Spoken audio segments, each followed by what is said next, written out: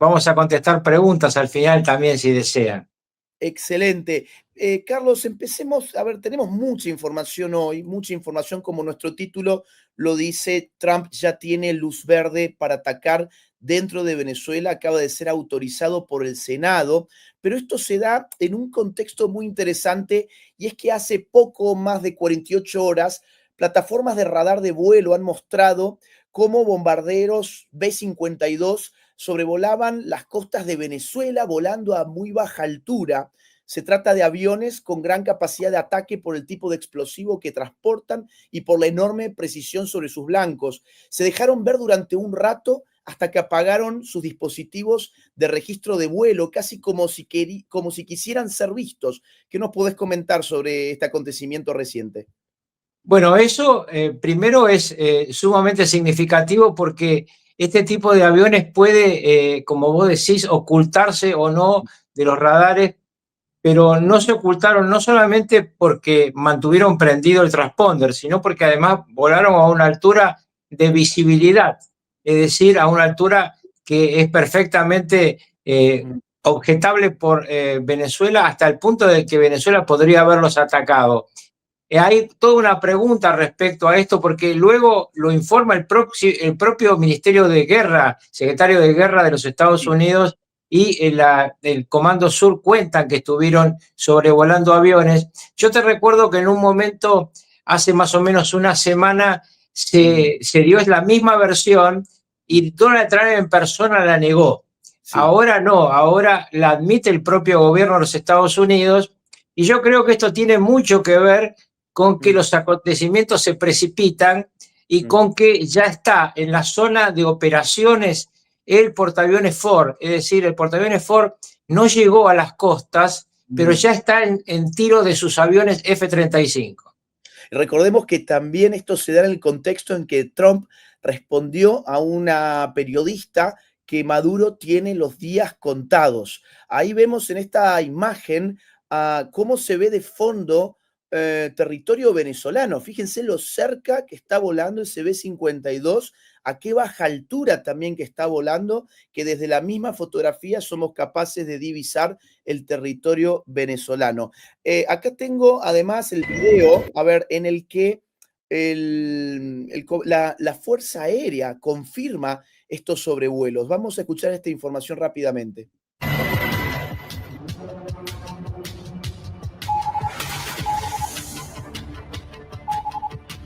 Con estas fotografías, la Fuerza Aérea de Estados Unidos confirma los sobrevuelos de bombarderos frente a las costas venezolanas.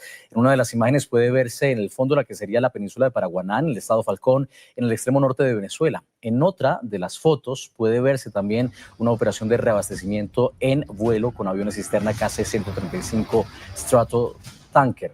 Datos del sitio web de seguimiento Flightradar 24 mostraron esta semana los dos bombarderos volando en paralelo a la costa venezolana. Luego viraron al noreste de Caracas antes de regresar a lo largo de la costa y girar hacia el norte para adentrarse en el mar. El sobrevuelo forma parte de la agresiva campaña militar de Washington contra narcotraficantes en la región. Hay una cosa muy importante, Agustín, algo muy importante, es precisarle a nuestros televidentes que esas fotos las sacan los propios colegas del avión fotografiado. Es decir, no es una foto que proviene de las fuerzas aéreas bolivarianas, de las fuerzas aéreas de Venezuela. Son fotos que sacan los propios aviadores norteamericanos y que luego son repartidos por el Departamento de Guerra de los Estados Unidos. Tenemos 3.000 personas en vivo. Les invitamos a que nos dejen su like, que usen la herramienta del chat. Cuéntenos desde dónde se están conectando. Queremos recibir sus mensajes. Eso nos ayuda muchísimo a poder destrabar el algoritmo y lograr que YouTube notifique a más suscriptores de este canal para que se conecten también y disfruten de esta información. Carlos, decíamos hace unos minutos que se produjo un acontecimiento político muy importante dentro de los Estados Unidos, porque el Senado, acá tengo la información tal como la titula el diario El País, el Senado de Estados Unidos rechaza una resolución para prohibir a Trump acciones militares en Venezuela. Dicho de otra manera, Trump tiene luz verde para atacar a los narcos dentro del territorio venezolano. Y recordemos que Nicolás Maduro se considera el jefe del narcotráfico del Cártel de los Soles. O sea, podemos traducirlo en limpio. Trump ya tiene institucionalmente toda la legitimidad para avanzar dentro de Venezuela contra Nicolás Maduro. ¿Cómo se ha logrado esto, Carlos? Efectivamente, esto tiene que ver con una reunión 48 horas antes de esta decisión que tuvo el secretario de Estado y presidente del Consejo de Seguridad Nacional, Marco Rubio, y el secretario de Guerra, Peter Hegseth, con la Comisión de los 12. La Comisión de los 12 es una comisión bicameral de senadores y diputados que integran los miembros prominentes de la Comisión de Defensa y de la Comisión de Inteligencia de ambas cámaras, con los líderes de las bancadas, por eso son 12 en total los que participaron. En esa reunión, que es secreta, luego se filtraron dos informaciones que son muy importantes. La primera es que tanto Hegseth como Marco Rubio plantearon a los senadores y representantes, como se llama en Estados Unidos a los diputados, que la decisión de atacar al narcotráfico en donde se encuentre, esta fue la frase, es irreversible, y que estaban dispuestos a sostener ese tema públicamente.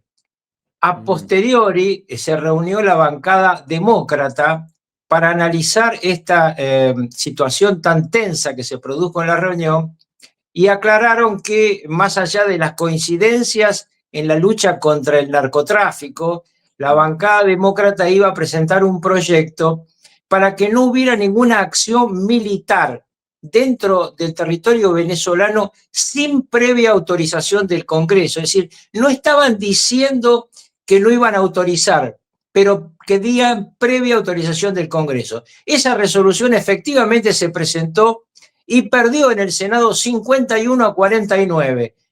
No es que sean tan estrechos los números de la votación, son estrechos los números de senadores. En la Cámara de Representantes la ventaja republicana es importante, en la Cámara de Senadores es de 2 personas, 2 senadores.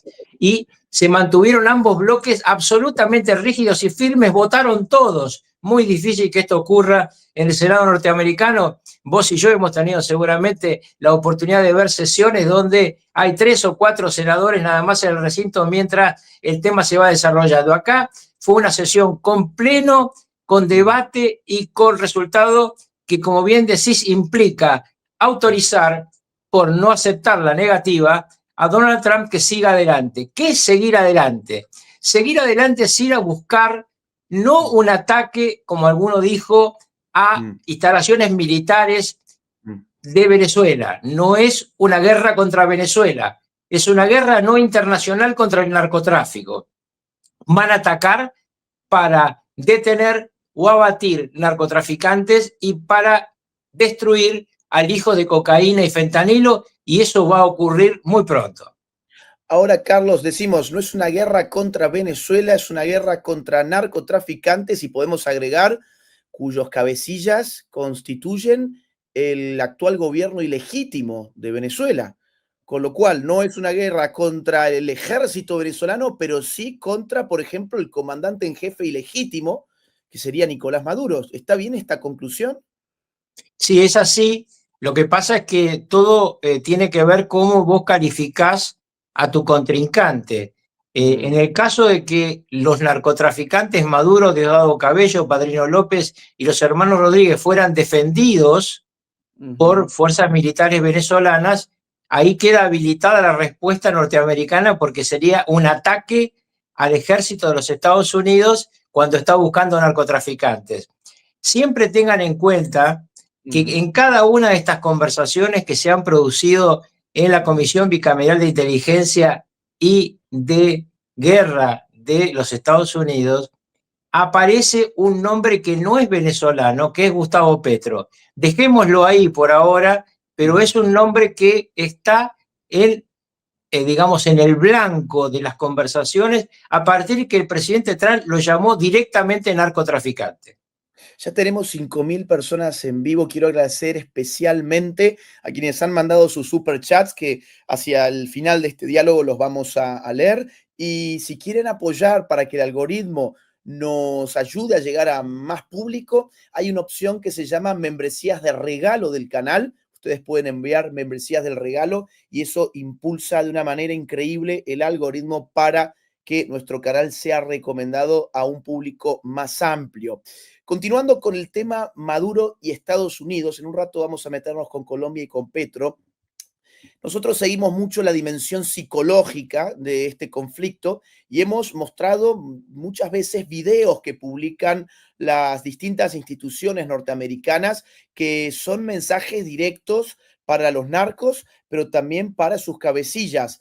En ese sentido, el Departamento de Estado acaba de publicar en su cuenta oficial de X el siguiente mensaje con un video. Dice: la administración Trump tiene una política de tolerancia cero hacia los narcoterroristas que introducen sustancias tóxicas en nuestro país. Gracias al presidente de los Estados Unidos, estamos tomando medidas para mantener a los estadounidenses seguros, y publican un video muy interesante, solo 29 segundos, pero en el que escuchamos la voz de Trump y vemos y escuchamos a Marco Rubio contra los narcos. Vamos a ponerlo, no tengo la versión subtitulada del inglés, pero ya les voy a decir qué es lo que dice para aquellos que no hablan inglés. And the president's made clear, we are not going to continue to allow these cartels to flood the United States with drugs. To every terrorist thug smuggling poisonous drugs into the United States of America, please be warned that we will blow you out of existence. You want to stop these drug cartels, you have to make it clear to them they're not going to get their boats here. Each boat that we sink carries drugs that would kill more than 25,000 Americans. We will not let that happen.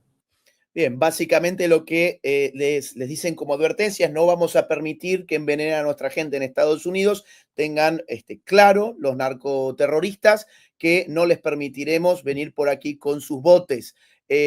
Insisto, con la voz de Trump, con la voz de Marcos Rubio, otro video, además, donde vemos todo el despliegue militar de Estados Unidos, que cuando llegue el Gerald Ford a esta zona, estaríamos hablando de cerca del 20% de la fuerza letal de Estados Unidos, algo que alguien recientemente caracterizó muy bien como cocinar un huevo con un soplete, ¿no? A menos que atrás de esto haya algo más importante aún, como ir contra los gobernantes ilegítimos de Venezuela.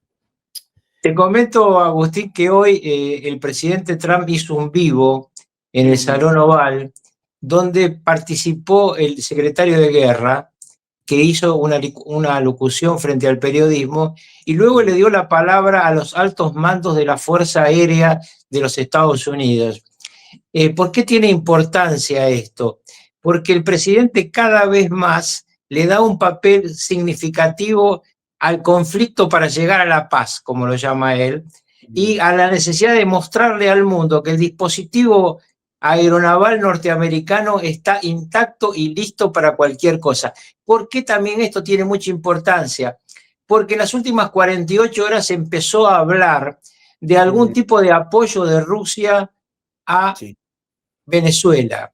Sí. Hasta ahora, de lo único que se ha podido constatar es que habría contratos de compraventa de armamentos en marcha entre el régimen venezolano y el gobierno de Vladimir Putin. Mi pronóstico es que si le compran algo a Putin, lo va a recibir otro gobierno, no este. Muy bien. Y en esta ansiedad mezclada con frustración, yo creo que un poco el sentimiento de mucha gente es ansiedad mezclada con frustración, porque hay gente que esperaba que esto fuese más rápido, algo que nosotros siempre hemos dicho en estos análisis, que no toma ni 24, ni 48, ni 72 horas, pero por lo menos en el caso de Carlos Rucauf ha dicho que él cree que vamos a ver un desenlace antes de la verdadera Navidad, no de la Navidad falsa de octubre, sino la verdadera Navidad de diciembre.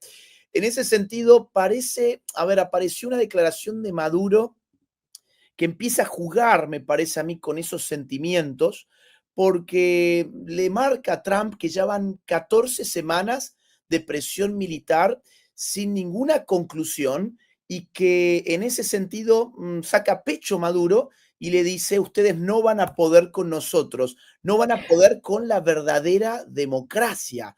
Vamos a ver esta declaración de Maduro que contrasta con declaraciones anteriores que hemos mostrado, en las que se lo veía más atemorizado, se lo veía además con la estrategia de echarle la culpa al secretario de Estado Marco Rubio. En este caso ya directamente le dice a los Estados Unidos, ustedes nos tienen en esta situación hace 14 semanas y prácticamente este tiempo muestra que no van a poder con nosotros. Escuchémoslo. 14 semanas de amenaza, que los gringos, que tienen 15 barcos, que tienen 2.600 misiles, que tienen 100 aviones, que ahora viene el avión más grande, perdón, ¿cómo se llama? El portaaviones más grande del mundo llamado General Ford. Que los gringos hagan lo que les dé la gana. Nosotros somos imperturbables y nadie nos va a sacar del camino de producir, trabajar, construir de la democracia directa y verdadera y de la paz perpetua, bendecida y sagrada de Venezuela. Bien, esas fueron las declaraciones, contrastan a mi juicio con las anteriores. Parece que estas 14 semanas en las que, más allá de las lanchas y los lanchones narcos, no ha habido, digamos, otra novedad en términos militares. Este sujeto empieza a tratar de sacar pecho. No sé cómo lo ves, Carlos. Sí, efectivamente. Primero van 15 objetivos en el mar, 70 narcoterroristas muertos y una inmensa cantidad de cocaína destruida por las Fuerzas Armadas de los Estados Unidos. Al mismo tiempo se ha cerrado todo tipo de comercio de lo que se llama el ingreso negro de Venezuela, que tiene que ver con la minería ilegal y con el petróleo que se vende crudo, que se vende en lo que se llama el mercado negro de combustibles o mercado negro del petróleo. Esos fondos han dejado de fluir a las arcas venezolanas, además de dejar de fluir los pagos por las drogas que no llegan. Se ha conocido en las últimas horas que se ha detenido en las costas europeas a un submarino que venía con personal venezolano, ecuatoriano y colombiano hacia Europa para tratar de transferir varias toneladas de droga. Todos los caminos se van cerrando porque tanta presencia militar, sobre todo de los aviones espía y de la estructura de inteligencia, permite predecir cada uno de los envíos que quiere hacer Venezuela en sus diversos negocios, en su multitax del mundo negro. Yo creo que Maduro está más que nada tratando de fortalecer su unidad interna. Él siente que su gente empieza a desgranarse, que lo miran de reojo pensando que se va a escapar él y los va a dejar plantados. Hay una interna muy fuerte dentro de la narcodictadura y yo digo, diga lo que diga Maduro, su final es inexorable, es preso o muerto. Hablando del final de Maduro, y este es el último punto que quiero tratar sobre Venezuela antes de meternos en Colombia, recientemente el diario norteamericano The Atlantic citó fuentes venezolanas que afirmaban que Maduro quiso negociar su salida del poder, que pidió una amnistía, que solicitó un exilio tranquilo, entre otras cosas, y que, bueno, hasta donde se sabe, si es que esto es cierto, Estados Unidos rechazó esto. ¿Vos tenés alguna información adicional, Carlos? Sí, es el quinto intento de negociación de la narcodictadura, 3 encabezados por la hermana de Jorge Rodríguez, Delcy Rodríguez, uno que encomendó el propio Jorge Rodríguez, estamos hablando del presidente de la Asamblea de Venezuela, un hombre que tiene una gran relación con Rodríguez Zapatero y Pedro Sánchez, el líder español, y finalmente esto que surge del propio Nicolás Maduro. Pero era imposible que Trump aceptara, porque acuérdense que él le ofreció a Estados Unidos el petróleo y el oro. No es que le ofreció simplemente una negociación para irse, le ofreció ser el súbdito que él dice que quiere lograr Estados Unidos en Venezuela. Él quiere ser lo que él cree que es Corina Machado, ¿no?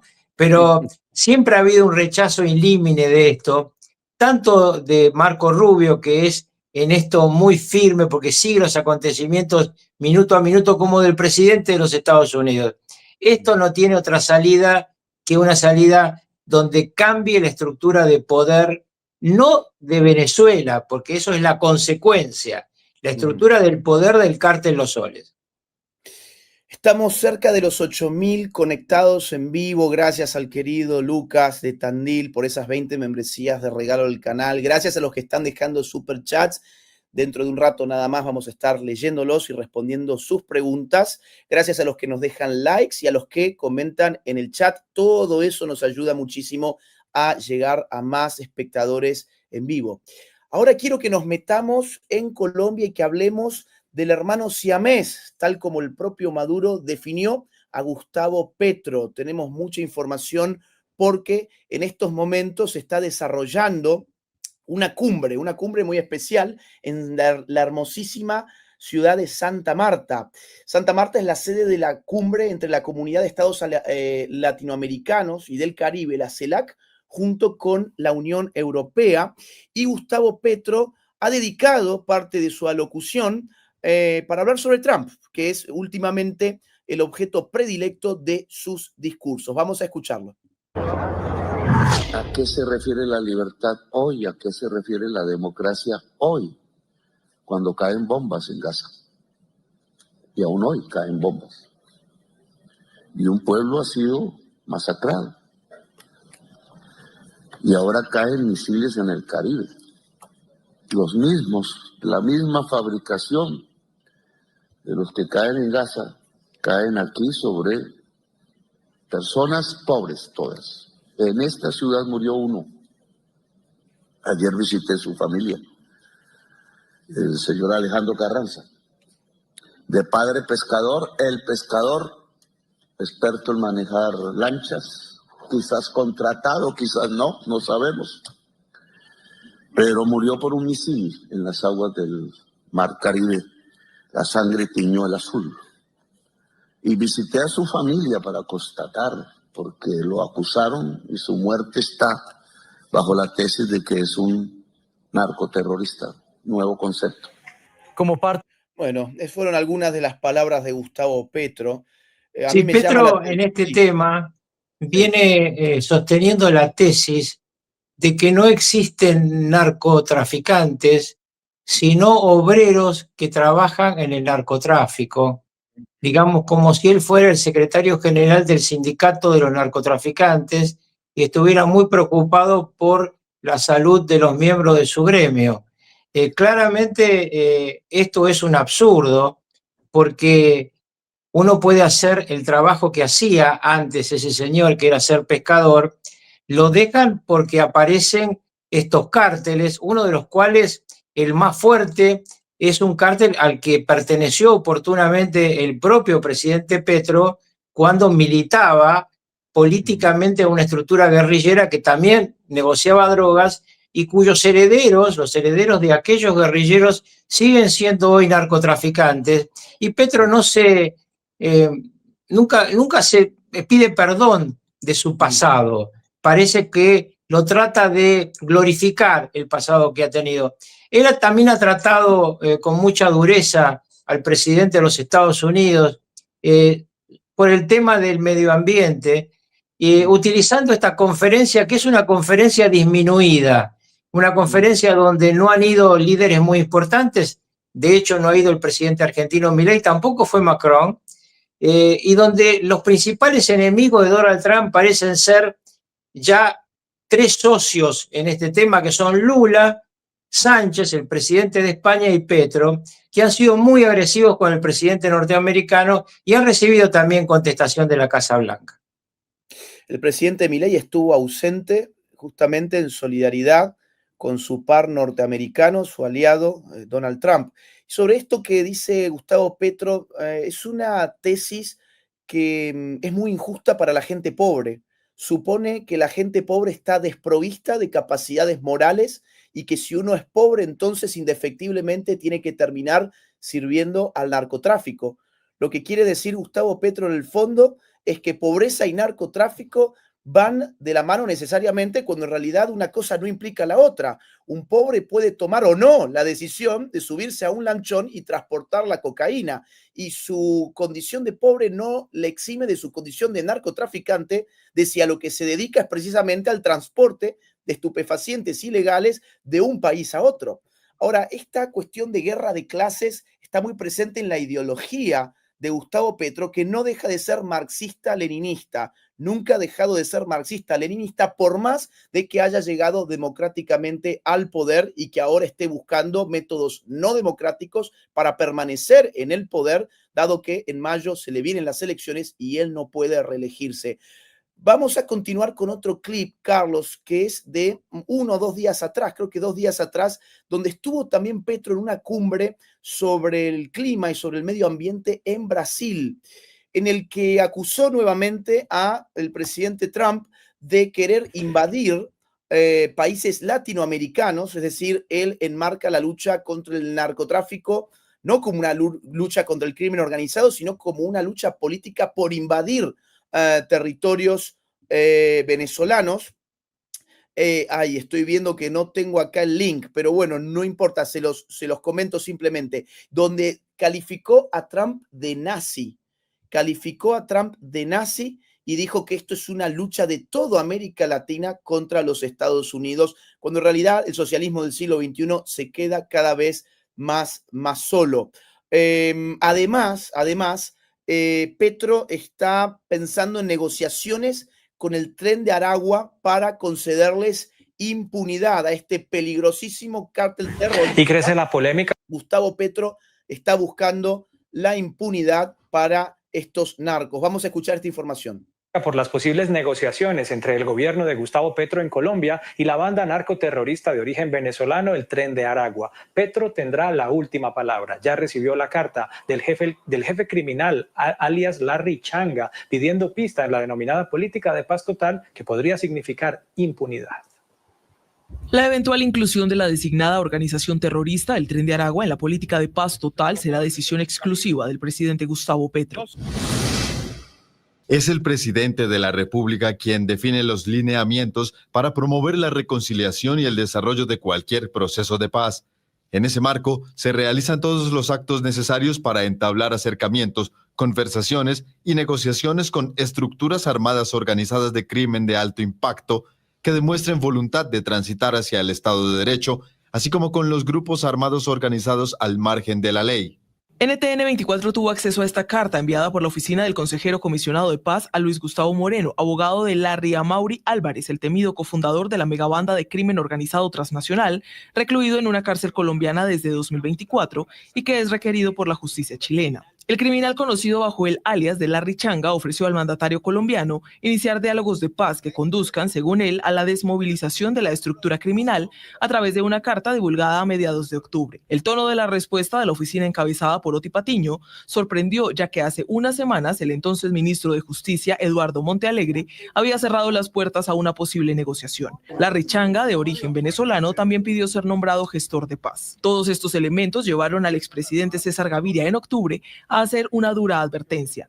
De iniciar un diálogo con el Tren de Aragua, quedaría demostrado, según él, que esa política no es más que un manto de impunidad. Bueno, esto es realmente... Pero está claro que es así, está claro que se trata de una búsqueda de impunidad para delincuentes peligrosísimos que han secuestrado, asesinado, que permanentemente han avanzado con actitudes violentísimas en el territorio colombiano. El Tren de Aragua ha destruido rivales, produciendo decapitaciones, produciendo actos que luego filman y muestran, es decir, son realmente criaturas deleznables que atacan al conjunto de la sociedad que trabaja en Colombia. Pero bueno, este es Petro, ¿no? Este es Petro, no de casualidad el presidente usurpador Maduro lo llama hermano siamés, son lo mismo. Y el Tren de Aragua, la estructura de cártel al que perteneció en su momento como presunto solo guerrillero el actual presidente Petro, o la estructura que está trabajando como el portador de la droga que lleva el Tren de Aragua, que es el facilitador, que es el cártel Los Soles, todo ese conjunto de mafiosos encuentran en Petro una protección y además encuentran una alternativa, porque hay que explicar también a los que nos siguen que todos estos grupos están pensando que Maduro está en sus últimos días y tratan de ver cómo van a seguir sus negocios oscuros y violentos con otro protector. Ese protector claramente es Gustavo Petro. Te cuento que estamos rumbo a los 10.000 espectadores en vivo gracias a esta comunidad fantástica que nos sigue y que siempre nos apoya, nos deja sus likes, sus superchats, que ya son muchos. Vamos a tener bastante para responder entonces con Carlos Rucauf. Acabo de encontrar el video que les debía, que son las declaraciones. Y quiero agregar algo antes. Esta estratagema, esta engañifa consistente en decir que hay que acordar con los criminales, que hay que acordar con los terroristas para asegurarnos la paz, ya los colombianos saben que se trata de una estafa ideológica y ya lo saben desde el 2016, en el que incorporaron a los criminales de la FARC, a los violadores, a los torturadores, a los secuestradores y asesinos de la FARC, al sistema político colombiano, sin garantizarse con ello que las FARC dejaran de existir. Todo lo contrario, las disidencias de la FARC continúan existiendo, el ELN continúa existiendo, los narcotraficantes continúan operando y las masacres se multiplicaron desde el 2016 hasta la fecha, con lo cual los colombianos saben perfectamente que cuando un político de la talla de Gustavo Petro les viene a decir que buscan la paz y que por eso hay que darles impunidad a los criminales y a los terroristas, saben ya por experiencia propia que esto es una verdadera estafa contra la población honesta del país. Como les decía, tenemos un clip que se los debía recién, ahora lo vamos a ver, Gustavo Petro en Brasil hablando sobre Trump, diciéndole nazi y diciendo que todo lo que quiere Trump en realidad es invadir América Latina. Escuchen este desquicio. Y óiganlo bien, invasión real al Caribe colombiano. Los mismos misiles que caen sobre los niños y las niñas de Gaza hoy caen sobre pobres jóvenes que no son narcos, sino empleados de los narcos o a veces pescadores en las lanchas rápidas en el Caribe, más casi 70 asesinatos. Tanto en su discurso como en posteriores declaraciones a la prensa oficial de la Casa de Nariño, Petro ha vuelto a lanzarse en contra de Donald Trump por no haber acudido a la cumbre climática de Brasil. Su ausencia hace que el presidente Trump esté hoy contra la humanidad, lo cual obliga a que la humanidad trabaje olvidando a Trump y se dedique y priorice no una agenda que es de guerra, de misiles, de invasiones, de genocidios, de tratamiento nazi a los migrantes en los países, lo dije esta mañana, sino una agenda que priorice la vida. Bueno, a esto hubo además, Carlos, una respuesta del Departamento de Estado, ¿no?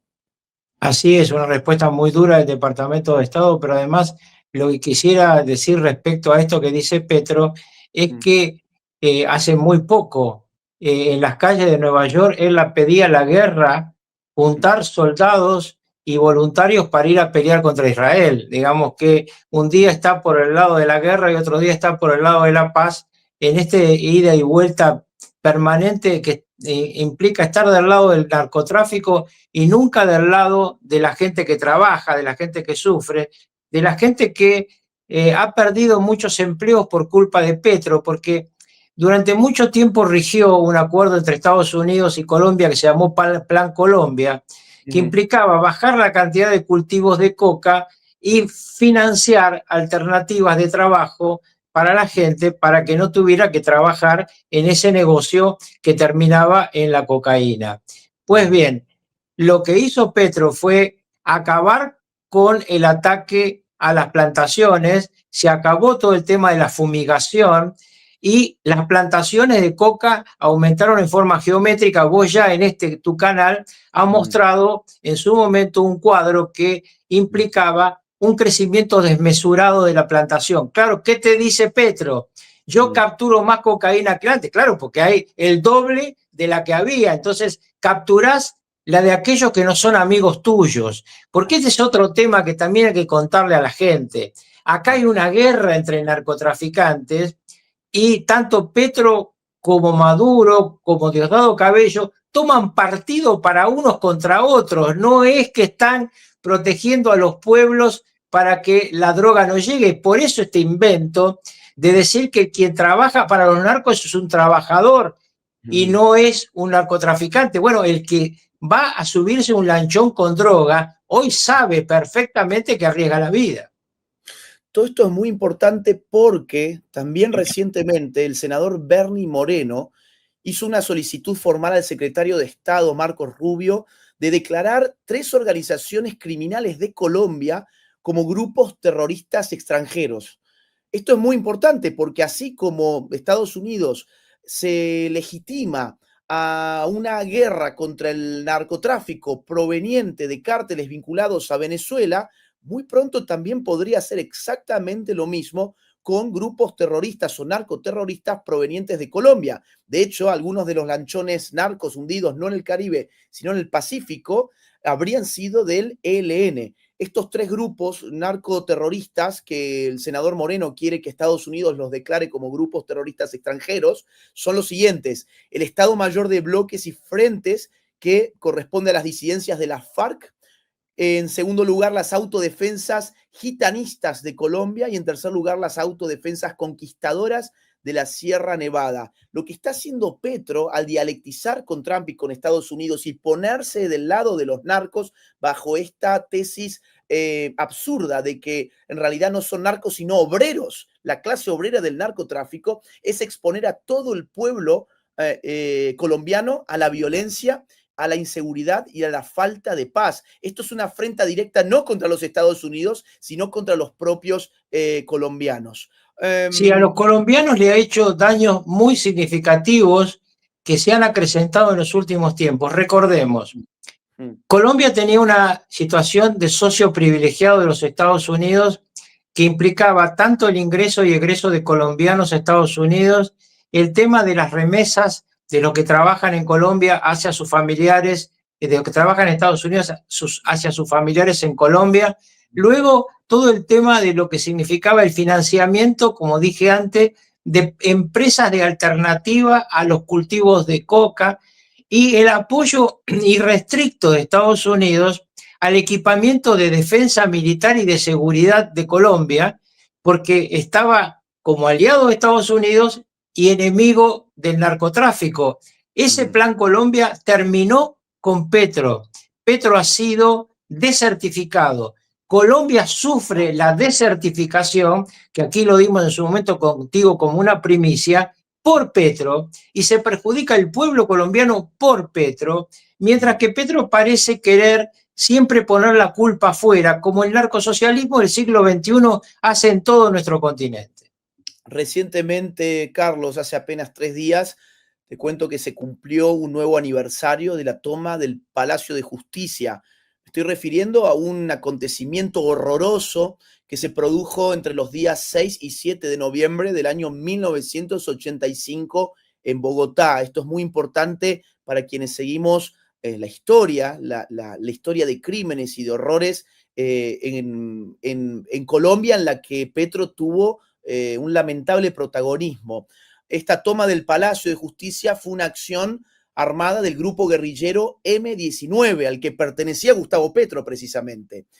Este grupo guerrillero ingresó el 6 de noviembre de 1985 al Palacio de Justicia a las 11:30 de la mañana, tomó 300 rehenes y tuvo control para destruir todo a su paso allí adentro durante prácticamente un día, porque recién las fuerzas de seguridad lograron retomar el control del Palacio de Justicia en la madrugada del día 7 de noviembre.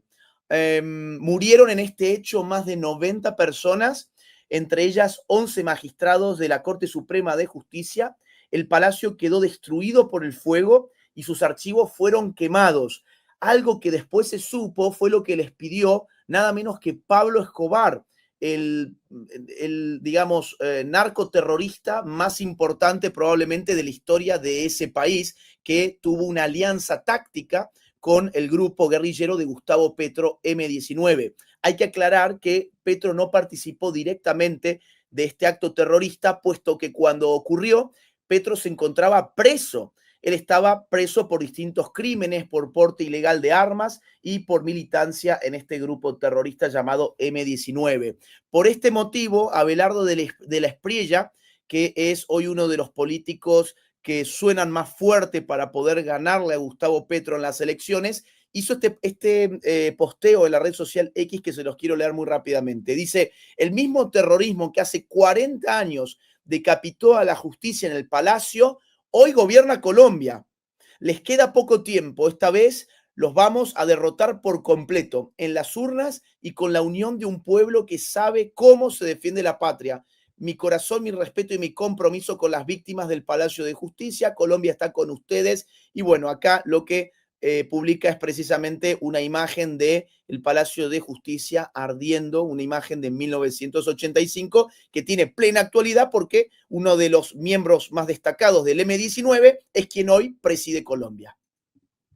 Sí, además Petro no solamente nunca repudió aquel terrible atentado, sino que sigue considerándolo un hito histórico. Es realmente increíble que semejante acto de violencia del narcoterrorismo que recién ahí empezaba y que efectivamente se termina aliando la política con los jefes narcos, como vos acabás de citar, eso no se ha recordado, al menos con dolor, frente a las víctimas que aún sus familiares siguen llorando, aquellos padres o abuelos que murieron porque había magistrados de la Corte Suprema, gente grande, ni sus hijos ni sus nietos recibieron nunca una palabra de consuelo de Gustavo Petro.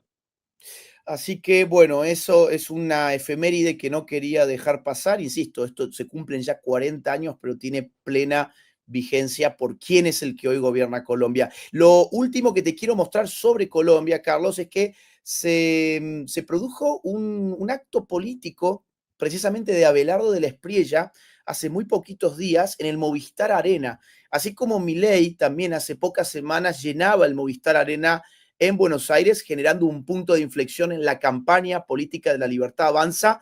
Recientemente Abelardo de la Espriella llenó el Movistar Arena en Bogotá. Mirá qué impresionante estas imágenes que vamos a mostrarles. Abelardo de la Espriella, firme por la patria. 16.000 personas. Recordemos que es un outsider Abelardo. Está corriendo como independiente. 105.000 personas lo vieron en vivo. Decían que no podía llenar el Movistar Arena. Es un estadio muy grande. Además, no cuenta con un aparato político profesional.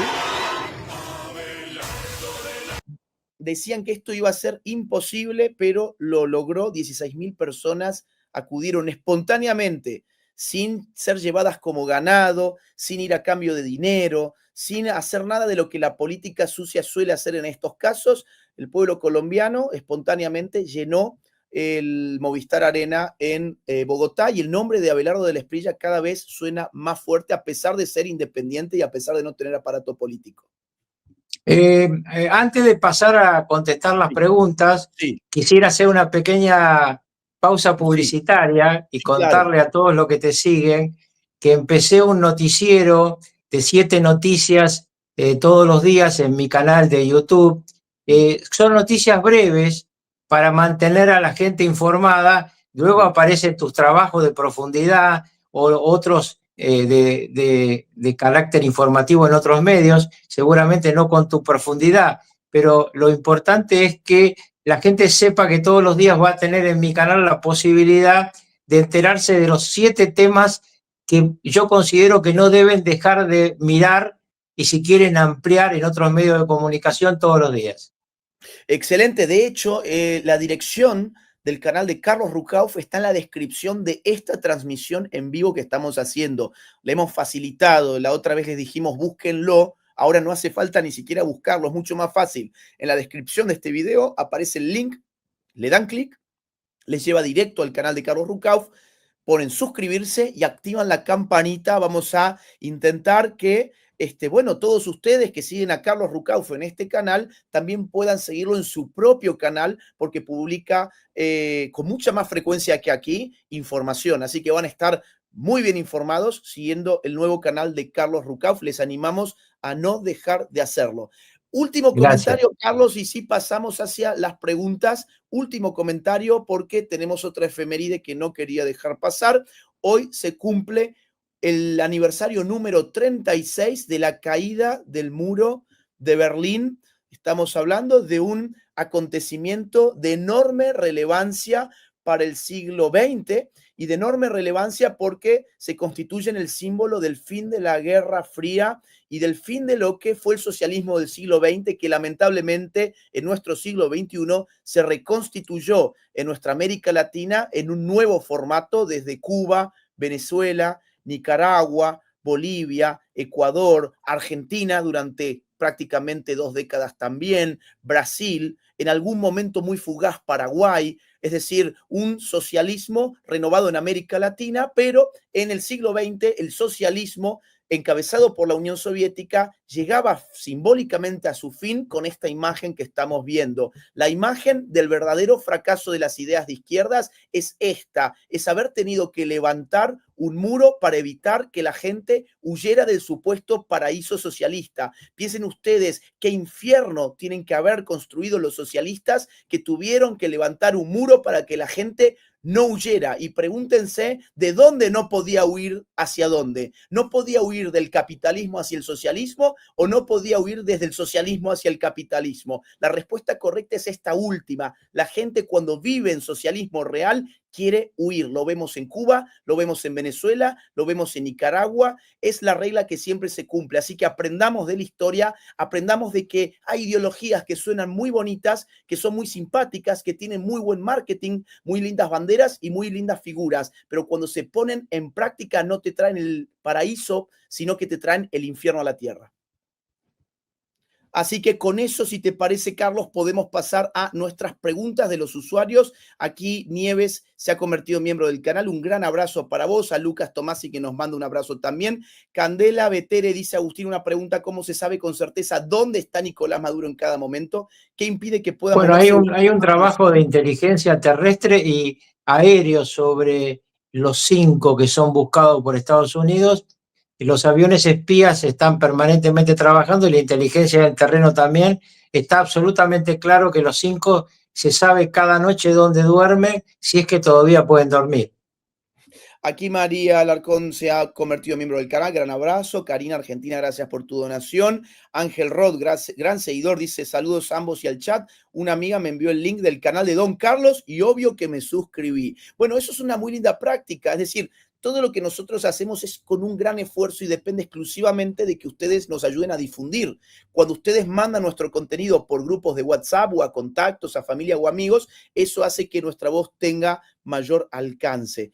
Batalla Cultural dice Tandil presente, abrazo. Lucas querido, gran abrazo para vos. Dina, gracias por tu donación, un beso grande. Romy Cabello, bienvenida al canal. Batalla Cultural Tandil ha regalado 20 membresías al canal, gracias por eso. José de León, gracias por tu donación. Aquí dice Jorge Luis de la Torre Escalona, gran dúo. El otro día alguien mencionó llevar a Agustín de presidente a Cuba para ayudar a reconstruir Cuba y reivindicar todos los crímenes que cometió el asesino de la cabaña. Lo apoyo al 100%. No, los cubanos tienen que tener un presidente cubano, no un presidente de otra nacionalidad, y hay cubanos que resisten al comunismo, que son verdaderos héroes modernos.